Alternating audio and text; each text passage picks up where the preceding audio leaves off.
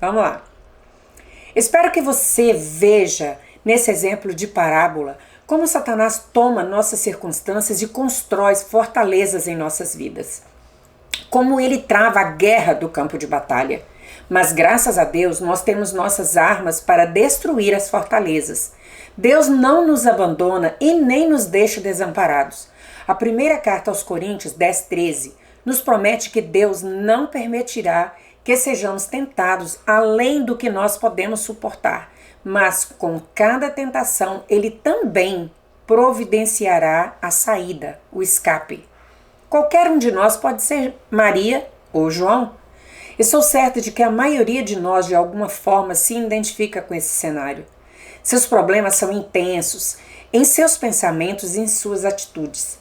Seu comportamento externo é apenas um resultado de sua vida interior.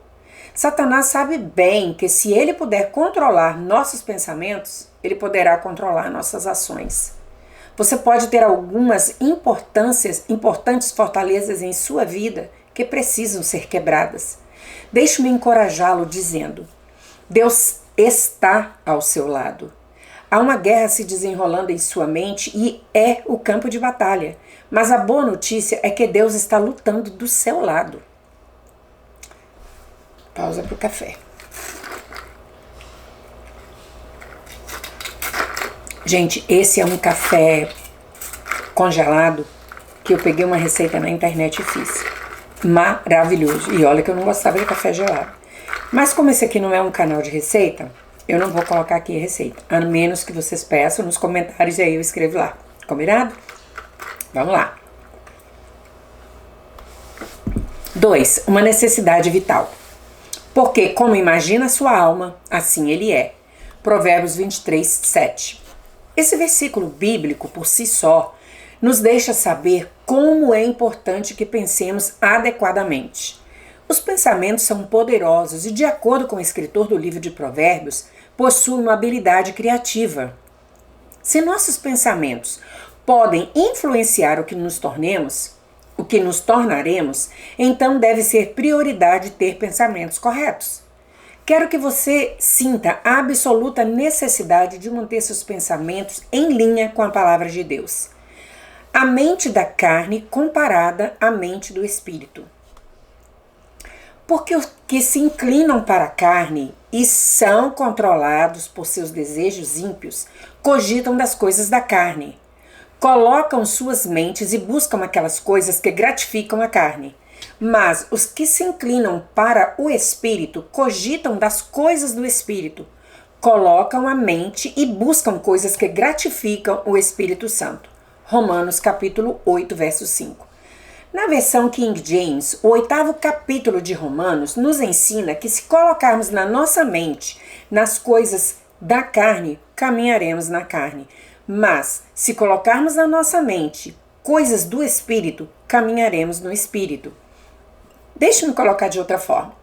Se temos pensamentos carnais, errados, negativos, não podemos caminhar no Espírito. Parece que uma mente renovada, santa, é uma necessidade vital para uma vida bem-sucedida, vida cristã. Haverá momentos em que nós, humanos, ficaremos preguiçosos a respeito de alguma coisa, se não nos dermos conta do quão importante é prestar atenção nela. Mas, quando percebemos que é um assunto que causará problemas, se o deixarmos para lá, então entramos em ação e cuidamos dele. Vamos dizer, por exemplo, que o banco lhe telefone e diga que sua conta está com R$850 ou dólares no vermelho. Você imediatamente procura resolver o problema. Talvez você descubra que não fez um depósito que pensou que tinha feito. E então corre ao banco imediatamente com o depósito para que não venha ter mais problemas. Eu gostaria que você considerasse esse assunto de ter a mente renovada da mesma maneira. Se sua vida pode estar em um estado caótico pela sua maneira errada de pensar. Se assim for, é importante que você entenda o fato de que sua vida não se endireitará até que a sua mente o faça. Você deveria considerar essa área de necessidade vital. Seja sério a respeito de demolir as fortalezas que Satanás construiu em sua mente. Use as armas da palavra, do louvor e da oração. Pelo Espírito. Não por força nem por poder, mas pelo meu Espírito, diz o Senhor dos Exércitos. Zacarias, capítulo 4, verso 6. Uma das melhores ajudas para ser livre é pedir a Deus ajuda e pedir frequentemente. Uma das suas armas é a oração. Você não pode vencer seu problema sozinho. Você precisa ser determinado, mas determinado pelo Espírito Santo, não na força da sua carne. O Espírito Santo é seu ajudador.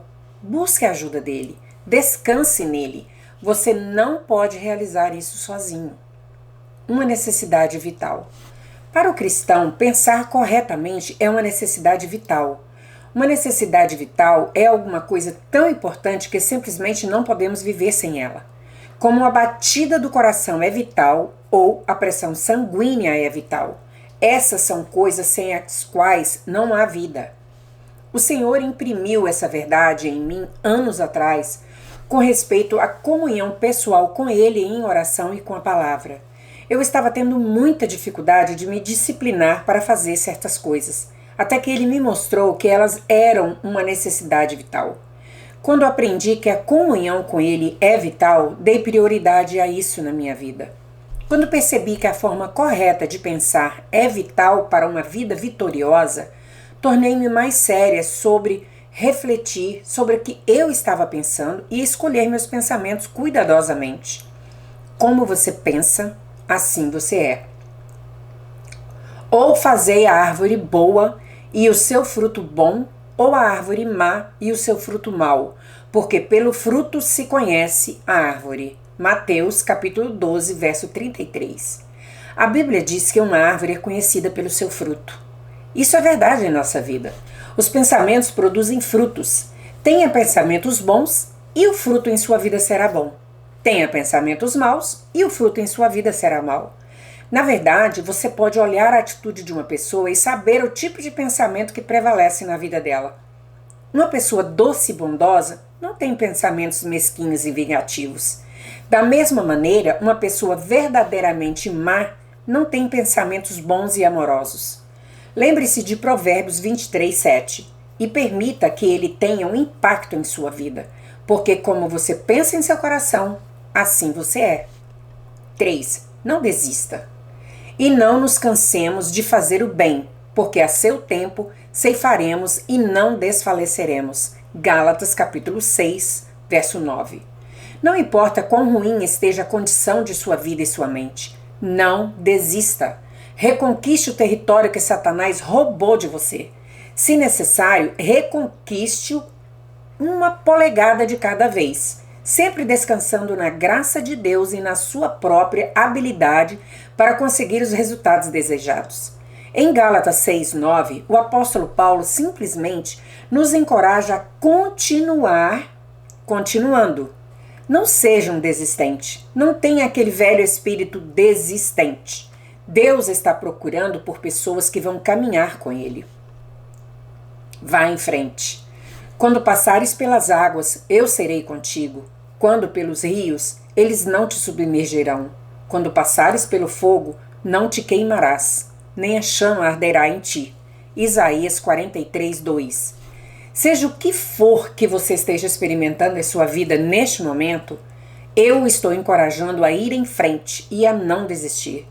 Abacuque 3,19 diz que a forma de desenvolvermos pés como os da corça é andar e fazer progressos espirituais em lugares altos.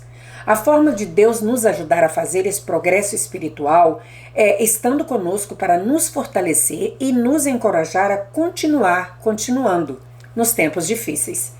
É fácil desistir, demanda-se fé para ir em frente. Uau, gostei disso. É fácil desistir, demanda-se fé para ir em frente. A escolha é sua. Os céus e a terra tomo hoje por testemunhas contra ti, que te propus a vida e a morte, a bênção e a maldição. Escolhe, pois, a vida para que vivas, tu e a tua descendência. Deuteronômios 30, verso 19. Há milhares e milhares de pensamentos que nos são apresentados todos os dias. A mente tem de estar renovada para seguir o espírito e não a carne. Nossa mente carnal, mundana, tem tanta prática de operar livremente que com certeza não temos de fazer qualquer esforço para pensar erradamente. Por outro lado, nós temos de escolher pensar certo propositadamente. Depois que finalmente decidirmos ter uma mente como a de Deus, então teremos de escolher e continuar a escolher pensamentos corretos. Quando começarmos a sentir que a batalha da mente está muito difícil e que não daremos conta, então devemos ser capazes de lançar fora esse tipo de pensamento e escolher pensar que vamos conseguir. Não apenas devemos escolher pensar que vamos dar conta, mas também devemos decidir não desistir.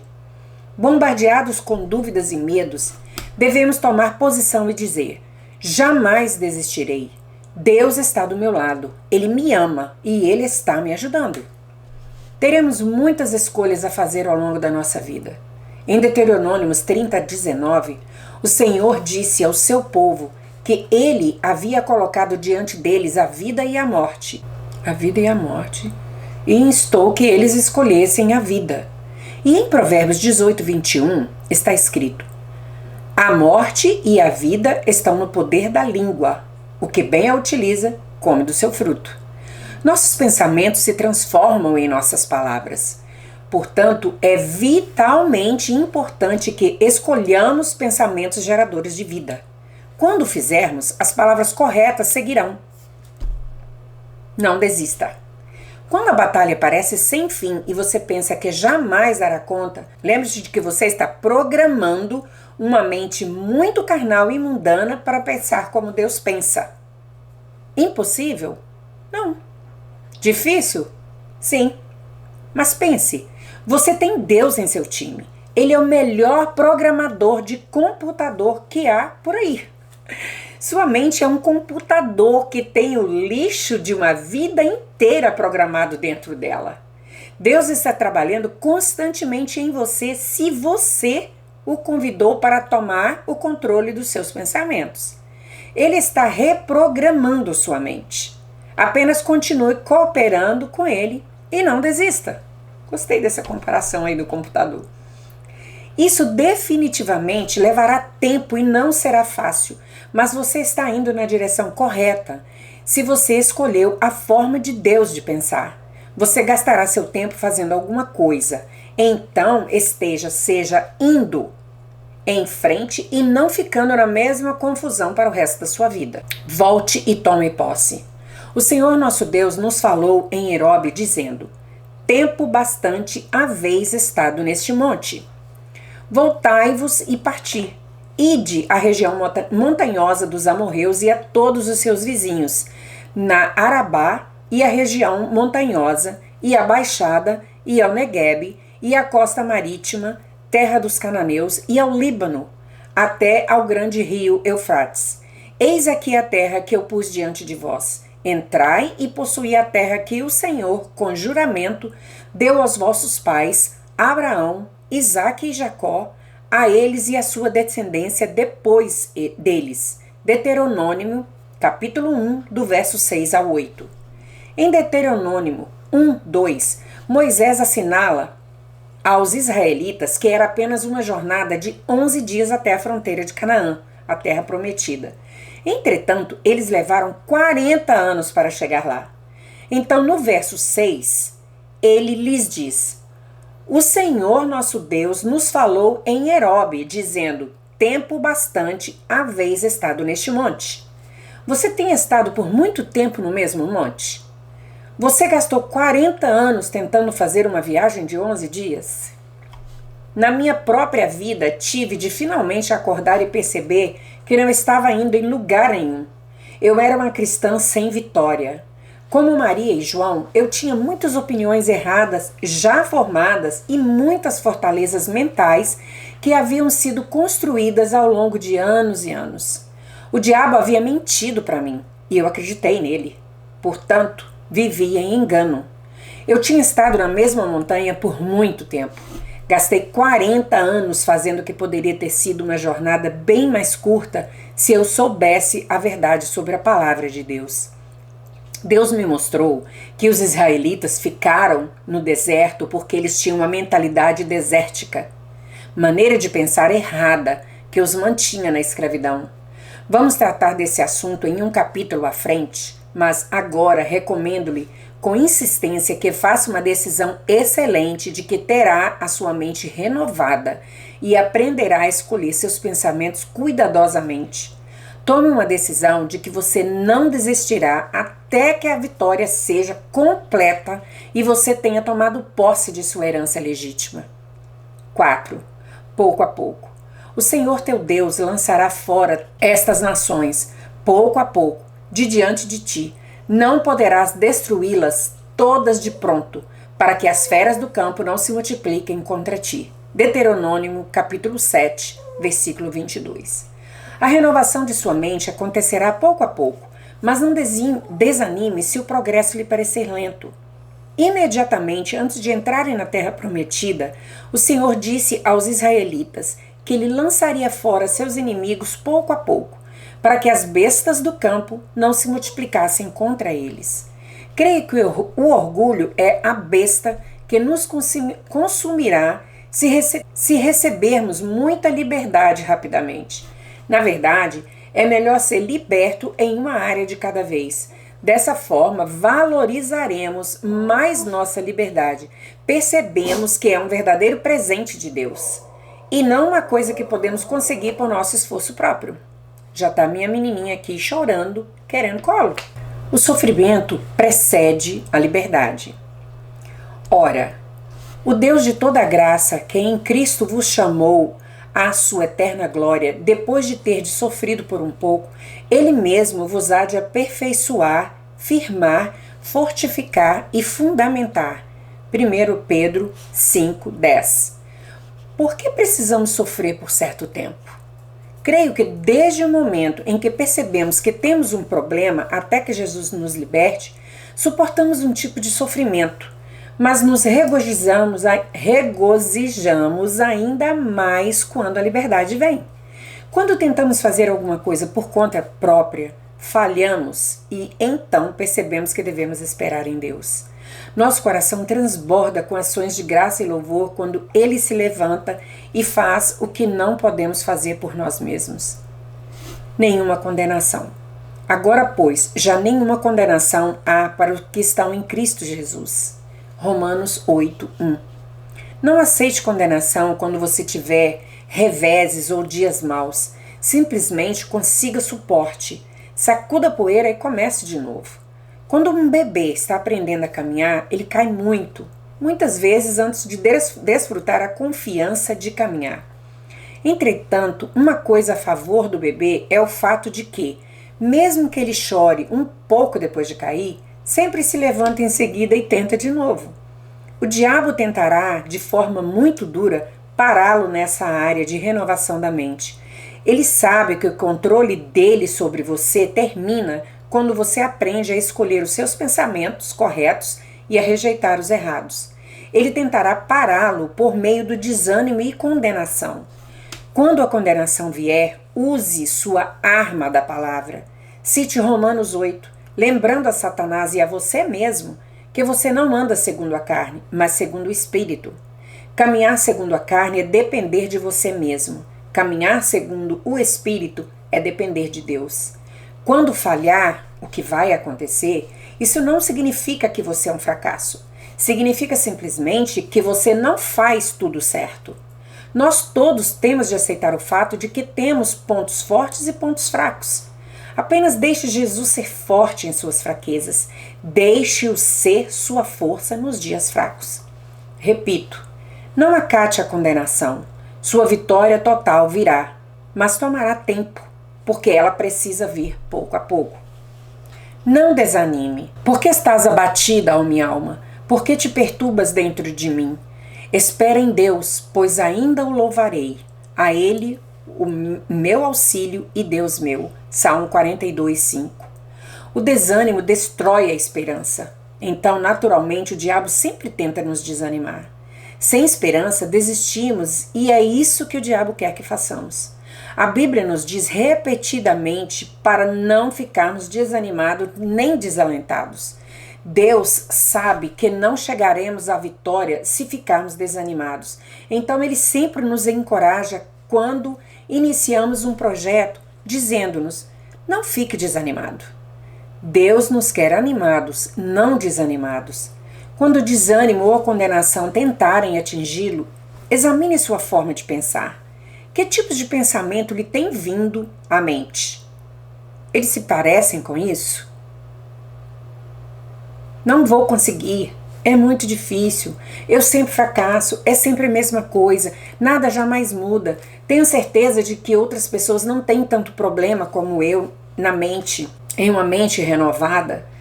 Bem que posso desistir. Estou cansado de tentar. Oro, mas parece que Deus não me ouve. Ele provavelmente não responde às minhas orações porque está muito desapontado com a minha maneira de agir.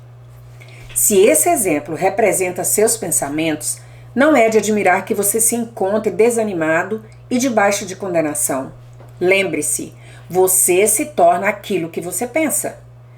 Tenha pensamentos desanimadores e ficará desanimado. Tenha pensamentos condenatórios e ficará debaixo de condenação. Mude sua maneira de pensar e seja liberto. Em vez de pensar negativamente, pense assim: bem, as coisas estão indo bem devagar, mas graças a Deus estou fazendo algum progresso. Tive um dia pesado ontem. Escolhi a forma errada de pensar o dia todo. Pai, perdoa-me e ajuda-me a continuando. Cometi um erro, mas pelo menos esse é um erro que eu não tenho de cometer de novo. Hoje é um novo dia. Tu me amas, Senhor.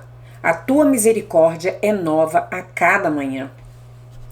Eu me recuso a ficar desanimado. Eu me recuso a me sentir condenado. Pai, a Bíblia diz que tu não me condenas. Tu mandaste Jesus para morrer por mim. Vou ficar bem. Hoje será um dia maravilhoso. Tu me ajudas a escolher os pensamentos corretos hoje. Estou certa de que você pode sentir a vitória neste tipo de forma alegre, positiva e divina de pensar. Queremos tudo instantaneamente. Temos o fruto da impaciência dentro de nós, mas ele está sendo trabalhado a partir do nosso exterior. Algumas vezes Deus faz as coisas vagarosamente no que diz respeito a nos trazer libertação total. Ele usa o difícil período de espera para aumentar a nossa fé e permitir que a paciência realize seu trabalho perfeito. Tiago 1:4. O tempo de Deus é perfeito. Ele nunca está atrasado. Aqui está outro bom pensamento. Creio em Deus. Creio que Ele está trabalhando em mim independentemente de como eu possa me sentir ou de como a situação possa parecer. O Senhor começou uma boa obra em mim e a levará a bom termo. Filipenses 1:6 e 2:13. É dessa forma que você pode efetivamente usar a sua arma da palavra para destruir fortalezas. Recomendo-lhe que não apenas pense corretamente de propósito, mas também que você caminhe a milha extra e os repita em voz alta como a sua confissão. Lembre-se de que Deus o está libertando pouco a pouco. Então não se sinta desanimado e condenado se cometer um erro. Seja paciente com você mesmo. 5. Seja positivo. Seja feito conforme a tua fé. Mateus 8:13. Mentes positivas produzem vidas positivas. Mentes negativas produzem vidas negativas. Pensamentos positivos são sempre cheios de fé e de esperança. Pensamentos negativos são sempre cheios de medo e de dúvida. Algumas pessoas têm medo de ter esperança porque elas foram muito machucadas na vida. Elas tiveram tantos desapontamentos que não acham que podem enfrentar a dor de mais um. Portanto, elas se recusam a ter esperança para não serem desapontadas. Evitar ter esperança é um tipo de proteção contra a possibilidade de ser machucado. O desapontamento machuca. Então, em vez de serem feridas outra vez, muitas pessoas simplesmente se recusam a ter esperança ou a acreditar em qualquer coisa boa que qualquer coisa boa jamais lhe acontecerá. Esse tipo de comportamento estabelece um estilo de vida negativo. Lembre-se de Provérbios 23:7. Pois como ela pensa em seu coração, assim ela é. Muitos anos atrás, eu era extremamente negativa. Sempre digo que se tivesse 2 pensamentos positivos sucessivamente, minha mente teria câimbras. Minha filosofia era esta: se você não esperar que nada de bom aconteça, então você não ficará desapontada quando não acontecer. Eu tinha encontrado tantos desapontamentos em minha vida, tantas coisas devastadoras haviam acontecido comigo, que tinha medo de acreditar que alguma coisa boa poderia acontecer. Eu tinha uma perspectiva terrível e negativa de tudo. Como meus pensamentos eram todos negativos, minha boca também era, e portanto minha vida também. Quando realmente comecei a estudar a palavra e a confiar em Deus para me restaurar, uma das primeiras coisas que percebi foi que o negativismo tinha de desaparecer. Em Mateus 8:13, Jesus nos diz que nos será feito de acordo com a nossa fé. A versão King James diz: e seja feito conforme a tua fé. Tudo aquilo que eu acreditava era negativo. Então, naturalmente, muitas coisas negativas aconteciam comigo. Isso não significa que podemos conseguir qualquer coisa que queiramos apenas por pensar nelas. Deus tem um plano perfeito para cada um de nós e não podemos controlá-lo com nossos pensamentos e palavras, mas devemos pensar e falar de acordo com o desejo e o plano dele para nós.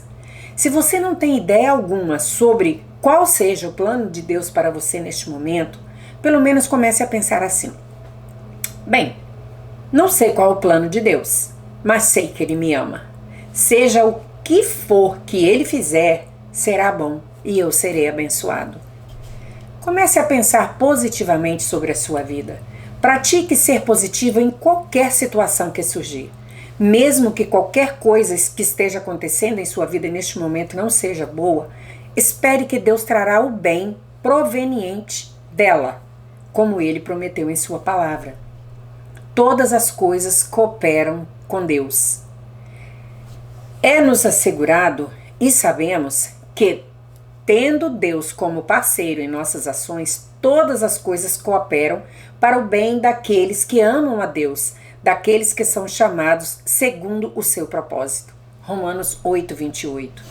Esse versículo nos diz que todas as coisas são boas, mas com certeza que todas as coisas cooperam para o bem. Esse versículo não diz que todas as coisas são boas, mas com certeza que todas as coisas cooperam para o bem. Vamos dizer que você está planejando ir fazer compras. Você entra no carro e ele não funciona. Há 2 maneiras de você olhar para essa situação. Você pode dizer: eu sabia. Nunca falha. Toda vez que quero fazer alguma coisa, algo errado acontece. Eu tinha mesmo imaginado que essa ida às compras acabaria em fiasco. Isso sempre acontece com meus planos. Ou você pode dizer: bem, eu queria ir fazer as compras, mas parece que não vai ser agora.